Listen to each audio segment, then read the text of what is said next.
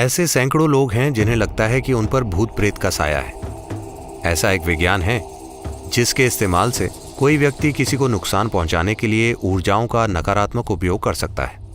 एक कोबरा का भी ऐसे जीव पर एक तरह का प्रभाव होता है, क्योंकि वो अपनी सांस को लंबे समय तक रोक कर रखता है।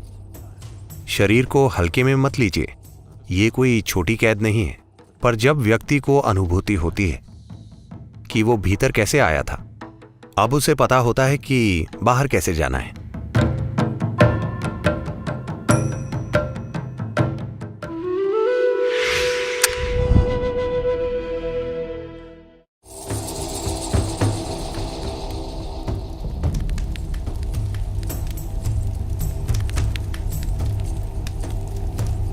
जिस जीव का शरीर छूट चुका है उसका मन समझदार नहीं होता, वो अपनी आदतों के हिसाब से चलता है।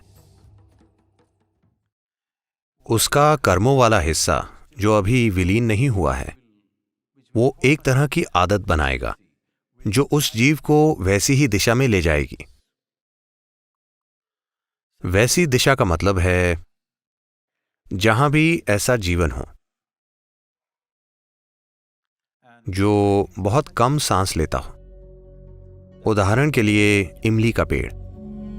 अगर आप दूसरे पेड़ों को देखते हैं तो आप पाएंगे कि कई पक्षी रात में आराम करने के लिए वहां बैठे होंगे, पर कोई भी पक्षी इमली के पेड़ पर नहीं बैठेगा, क्योंकि इमली के पेड़ के चारों ओर ऑक्सीजन का स्तर बहुत कम होता है। वो जीव एक योगी की दिशा में भी बढ़ सकता है जिसकी अपनी सांसों पर एक तरह की महारत है, क्योंकि वो दूसरों जितनी सांसें नहीं ले रहा। एक कोबरा का भी इस जीव पर एक तरह का प्रभाव होता है, क्योंकि वो अपनी सांस को लंबे समय तक रोक कर रखता है।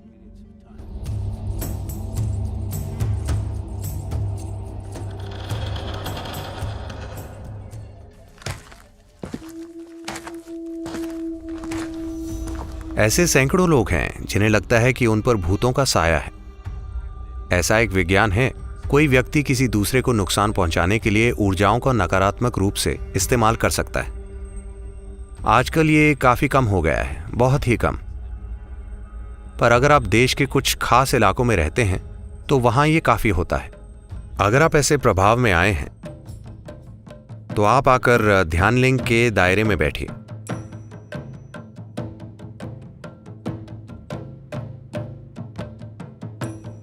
Because there are occult dimensions to Dhyanalinga which just nullifies all this.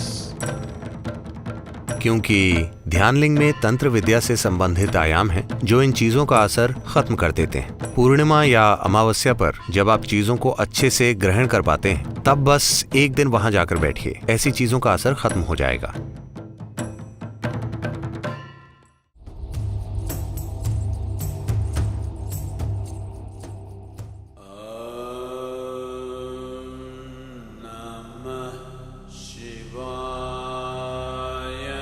Your physical body is something that you have loaned from the planet on which you're living. आपने अपना शरीर इस धरती से उधार लिया है, समय आने पर धरती उसे वापस ले लेंगी। लेकिन आपके दूसरे आयाम, खास तौर से आपका कर्मों वाला हिस्सा, वैसा ही बना रहता है। अगर वो जागरूकता के एक निश्चित स्तर पर हो तो शरीर छोड़ चुका जीव एक तरह से सुख में होगा। It is this that is being referred to as heaven. इसी को स्वर्ग कहा जाता है, क्योंकि उन्होंने अपने भौतिक शरीर को जागरूकता की अवस्था में छोड़ा है, तो वे एक समय तक उस मधुरता का आनंद लेते हैं, एक छुट्टी की तरह, इससे पहले कि वे दूसरा भौतिक शरीर धारण करें। इसी तरह अगर लोग डर, बेचैनी, क्रोध की अवस्थाओं में, अज्ञानता की अवस्थाओं में शरीर छोड़ते हैं, तो कार्मिक शरीर खुद ही एक तरह की अप्रियता धारण कर लेता है। इसी परेशानी की स्थिति को हम नर्क कहते हैं।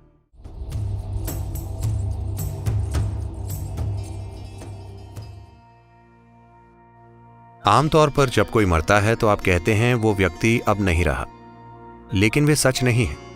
अब वो वैसा नहीं है जैसा आप उसका अनुभव करते थे, पर अभी भी कई दूसरे तरीकों से वो मौजूद है। शरीर को हल्के में मत लीजिए, ये कोई छोटी कैद नहीं है। जब तक आप इसे तोड़ नहीं देते आप इसे छोड़ नहीं सकते, है ना? पर जब व्यक्ति जान जाता है कि वो अंदर कैसे आया था, तो अब वो बाहर निकलना जान जाता है। अगर कोई व्यक्ति सचेतन रूप से शरीर को कोई भी नुकसान पहुंचाए बिना उसे छोड़ता है, जैसे आप अपने कपड़े उतारते हैं, अगर आप अपने शरीर को पूरी चेतना में छोड़ते हैं, तब हम कहते हैं कि ये महासमाधि है। जब कोई व्यक्ति इस तरह जाता है तो यही अंत है। अब वो सच में नहीं रहा।